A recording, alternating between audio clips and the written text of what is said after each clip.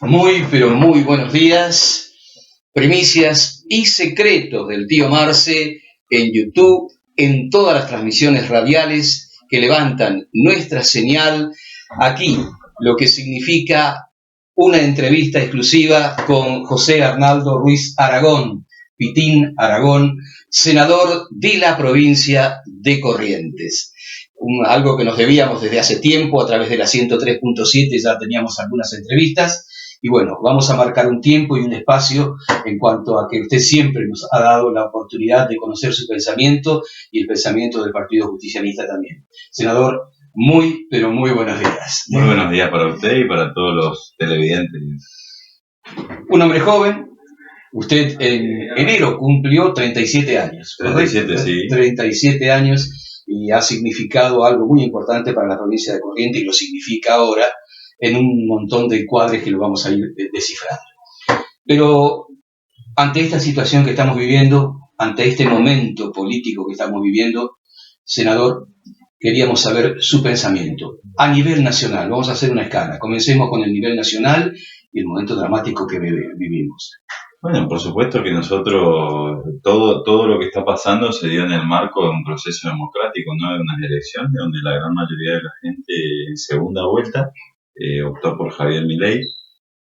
Para nosotros eso fue dramático porque fue también la elección de la gente por un proyecto político, por una idea política que es más bien coincidente con intereses extranjeros que con los intereses nacionales. Y eso, por supuesto que asusta, y es imposible pensar la victoria de Milei sin asumir los errores propios como fuerza política.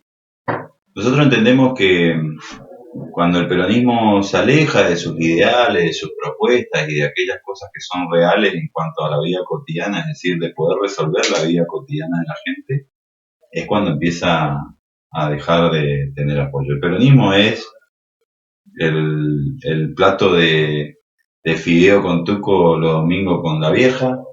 El peronismo es comprarse la coca después del laburo. El peronismo es poder pagar la luz y que no te duela porque te quita la mitad del sueldo. Me parece que el peronismo es poder acceder a esas cosas pequeñas que nos hacen feliz en el día a día. Y esas son las cosas que nos costaron, que no hicimos realidad fehacientemente en nuestro gobierno, y que por supuesto ahora están mucho más lejos que nunca, pero la culpa no es de la gente tiene que creer, y está bueno que crea.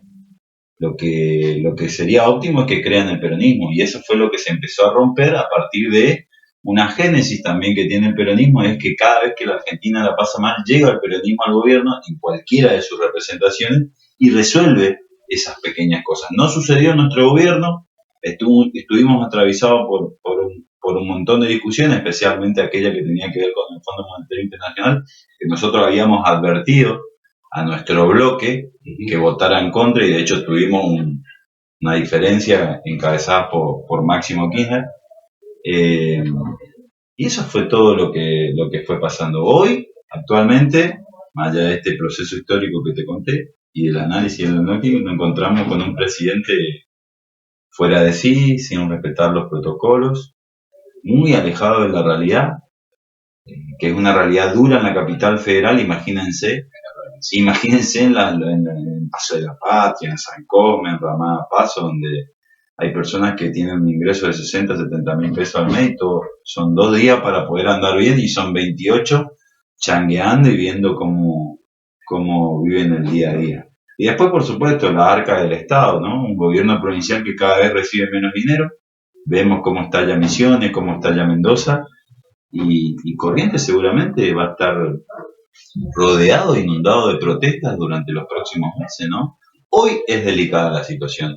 Imaginemos con este rumbo de ajustes cómo va a ser en octubre, en noviembre, en diciembre. Así que, sin ser pesimista y sin ser agorero de lo malo, yo creo que no se avisoran buenos tiempos para la Argentina. Sin embargo, nosotros seguimos creyendo que la salida es resolver esas cosas pequeñas, y seguimos trabajando, discutiendo, y sin vergüenza de nada, ¿no? Somos peronistas, abonamos al proyecto de Néstor y de Cristina y queremos que el proceso que se venga de nuevo en la Argentina tenga que ver con eso, ¿no? La posibilidad de soñar en tener un auto, una casa, de comprarse un par de ladrillos o de acceder a un consumo, comerse una pizza en el restaurante.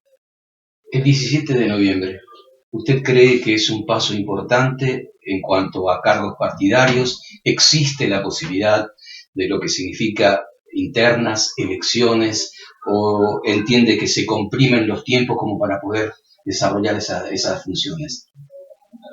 Ahí hay dos cosas. Primero hay una fecha concreta que es el 17 de noviembre y que todos estamos trabajando, cada uno por su representación, por su espacio, en construir, en armar su espacio político. Para mí tiene que haber internas, pero no porque tiene que haber, porque soy un convencido del conflicto y de la pelea interna.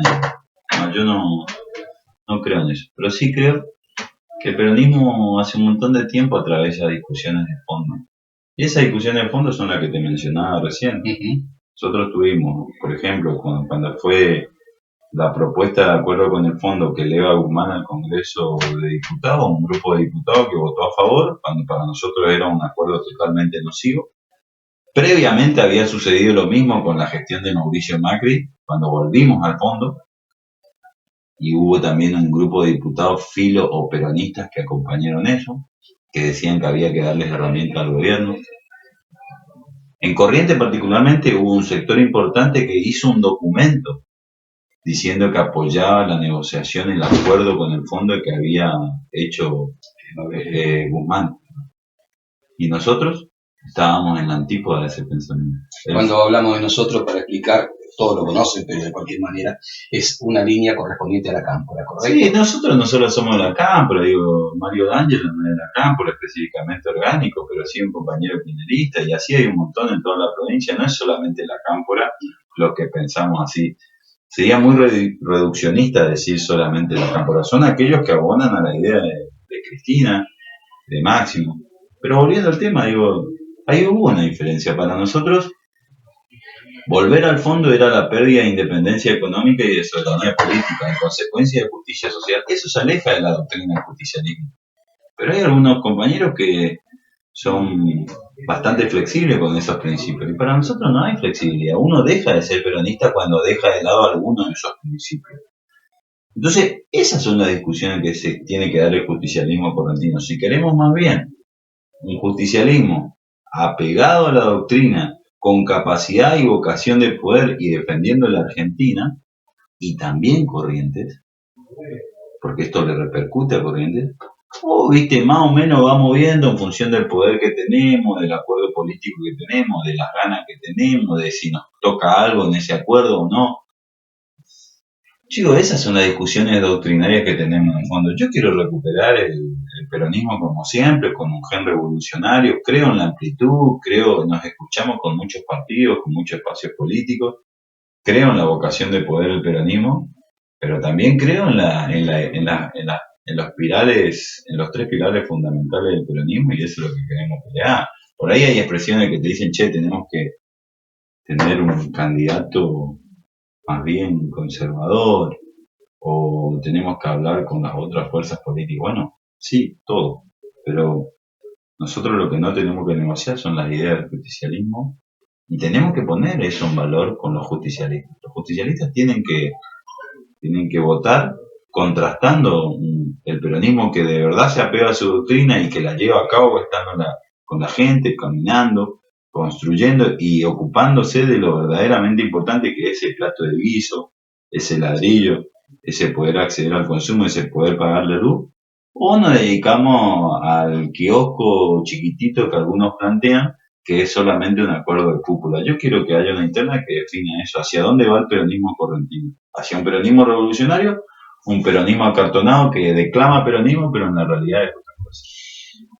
Hay un rumor que usted me va a decir si es verdad o si es simplemente un rumor. Se dice de que no va a haber candidato justicialista, sino que se endosaría una fórmula manejada por Ricardo Colombi. ¿Es verdad ¿Es un rumor? ¿Se está negociando? ¿O hay otro pensamiento? Bueno, yo creo que hay expresiones que plantean la posibilidad de hablar con algunos sectores del radicalismo. Yo no puedo hablar en nombre del partido porque estamos en un proceso interno y hay que ser apegado al reglamento, digamos. Pero sí puedo hablar en nombre personal como militante y creo que puedo hacerlo, tengo la libertad de hablar. Yo considero que el justicialismo tiene que tener candidatos justicialistas. Yo considero que tenemos que hablar con todo el mundo, pero tenemos que apegarnos a nuestra idea, proponer a la gente algo diferente con dirigentes que ya estuvieron y que no modificaron en consecuencia fehacientemente la realidad de los correntinos, me parece una pantomima que tiene que ver más con un acuerdo político que con una transformación de la realidad. Entonces yo digo, soy parte de un espacio político que pretende que haya un justicialismo que se ponga de pie y pelee por transformar la provincia. En ese transformar la provincia no cuajaría ningún acuerdo con el radicalismo si encabeza el radicalismo. Si el radicalismo abona la idea del justicialismo, coincidimos en algunos puntos respecto a la transformación de la provincia, pero entendiendo que lo nuevo son los justicialistas y las justicialistas, creo que podemos conversar con todos. Somos un partido de muchísima historia en la Argentina, somos un partido que tiene muchísimos compañeros y compañeras en toda la provincia, somos un partido que se puede jactar que tiene una estructura en toda la provincia de los pocos partidos.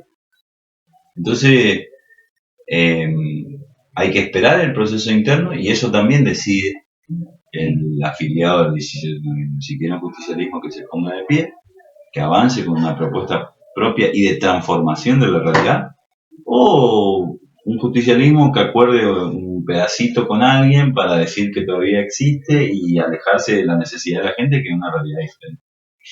Usted ha trabajado con movimientos campesinos, con movimientos rurales.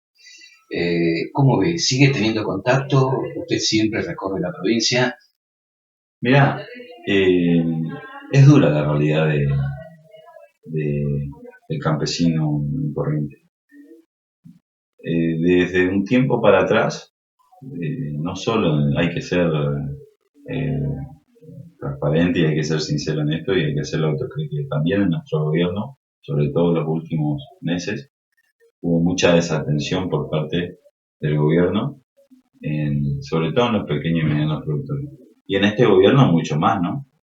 Porque cuando se habla de la macroeconomía, cuando se habla del equilibrio fiscal y de un montón de cosas más, solo se habla de los productores que son agroexportadores, que pueden generar divisas, y de aquellos que se sientan en una mesa muy millonaria. Y se olvidan de la realidad del pequeño y mediano, que es el productor mayoritario en Corrientes.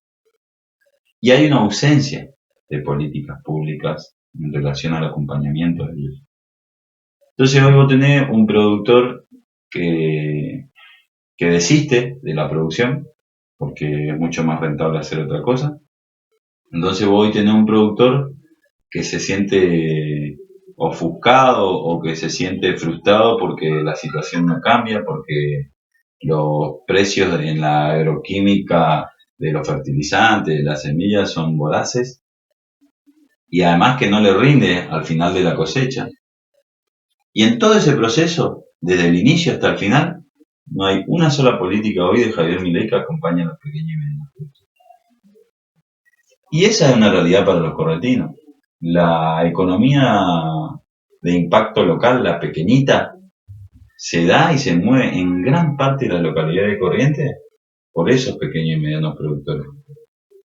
Entonces nosotros estamos, si hablamos de lo nacional y si venimos a lo provincial, la gran mayoría de las políticas, que hay algunas herramientas provinciales que son muy buenas, como el Más Agua o como las inversiones que hace el Instituto de Desarrollo Rural, cuando vos lo lees en el papel son buenísimas, pero cuando vos ves en la práctica, solamente le hacen los caminos a las grandes estancias, a los grandes invernaderos, y nunca hay un camino o una electrificación en un caminito de un pequeño y mediano productor.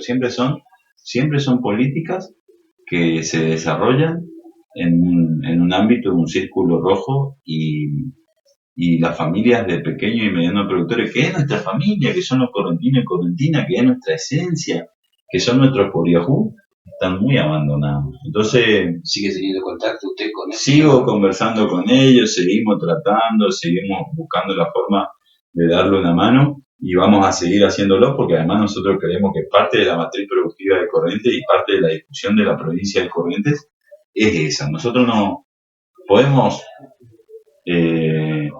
allanar nuestro discurso y nuestro mensaje entendiendo la importancia del sector agroforestal, del sector ganadero y del sector del arroz.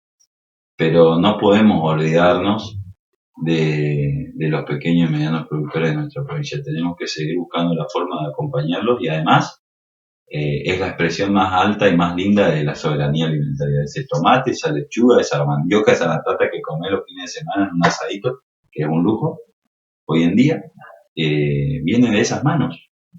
No viene de Aranda de Clarín o de los austriacos de agroforestal.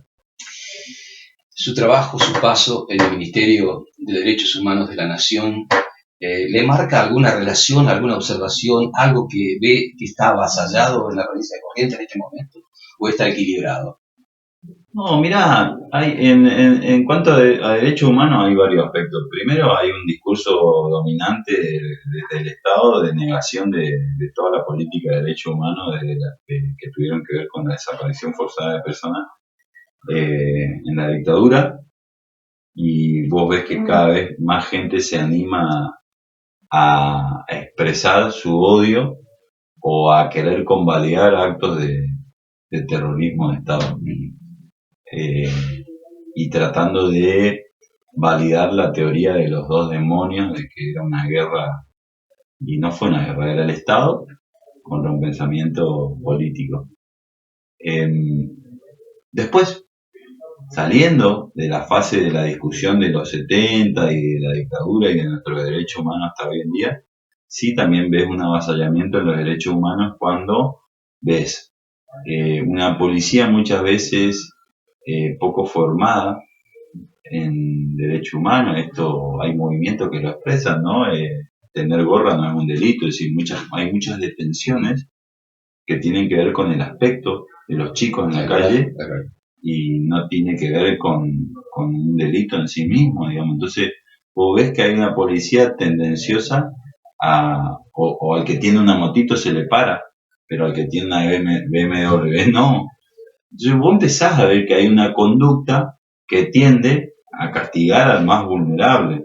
Entonces vos vas encontrando una sociedad que se empieza a quebrar en cuanto a valores morales. Y eso, aunque parezca que no, que lo moral es subjetivo, también el Estado acomoda y ordena esos valores morales.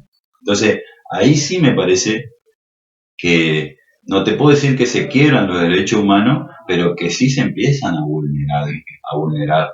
Y después hay otros aspectos que tienen que ver con políticas de género, que tienen que ver con la desinversión que hay en cuanto a la atención de víctimas de violencia de género. Y hay un montón de cosas en las que el Estado invierte mucho, provincial, y hay un montón de cosas en las que el Estado provincial invierte cero. Y esas son las cosas que hay que poner en discusión. ¿Cómo es posible que haya la inversión de una plaza en Corrientes Capital de casi 800 millones y haya para el hospital de Montecasero 34 millones en todo el año? Entonces vos ves que hay un orden de prioridades muy trastocado, y eso tiene que ver con una acumulación de poder que tiene el gobierno provincial, que ya no le importa lo que la sociedad demande, lo que le importa solamente es ir viendo una idea que ellos tienen. Fíjate que el programa 2030, Corrientes 2030, es un programa que lo armaron solamente ellos.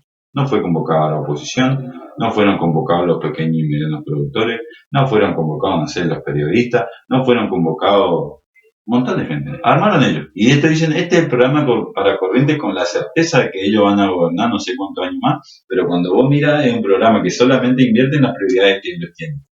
La Olla, que es un barrio acá, que hace años es un asentamiento, sí, va a seguir siendo un asentamiento en el 2030, según ese programa.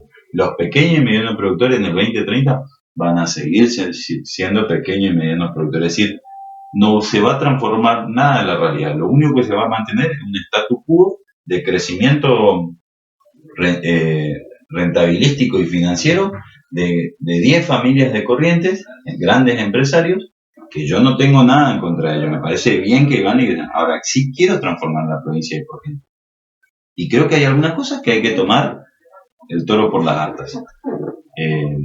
Y en esas cosas me parece que hay que volver a poner en prioridad las grandes barriadas. Pues yo te hablé de Corrientes Capital, pero en El Paso también hay asentamientos. Están en el registro de barrios populares, sabemos cuáles son.